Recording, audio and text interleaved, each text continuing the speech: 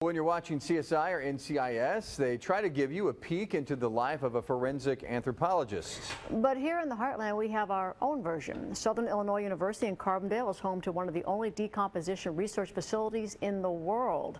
Sheree Honeycutt sat down with the facility's director for a look inside forensics.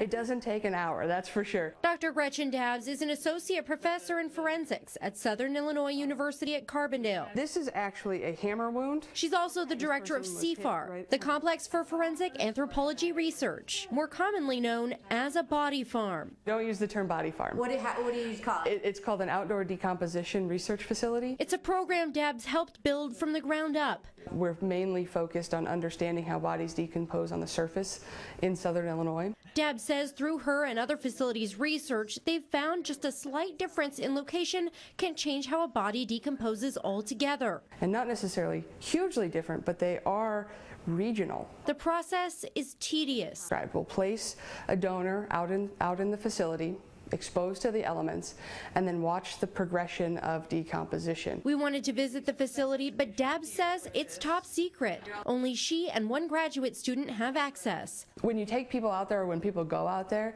you disrupt the environment.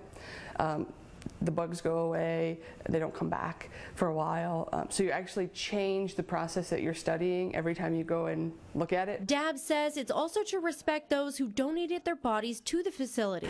Around 40 bodies have been donated over the years. I think donating your body to science in general is one of the most generous things that you can do outside of organ donation. Dabbs says with the donation of these bodies, she's able to help victims' families.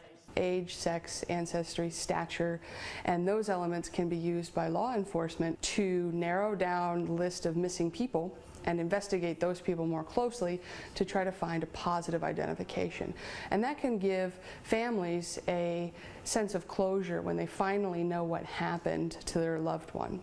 Something that happens nightly in the world of TV crime drama.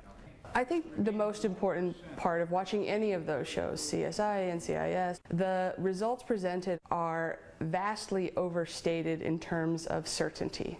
Based on the marks on the bones, I say it's inconsistent with a propeller or a mutant starfish. She says it takes much more time to come to a conclusion. The timeline is definitely condensed on television shows. Each case is different, and each case has its own elements that can add to or decrease the amount of time that it takes. Even though TV and real life are completely different, the goal is still the same: to help victims and their families.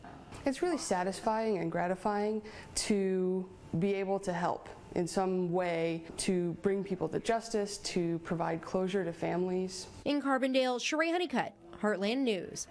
If you would like to know more about donating your body to science and that program, visit our website.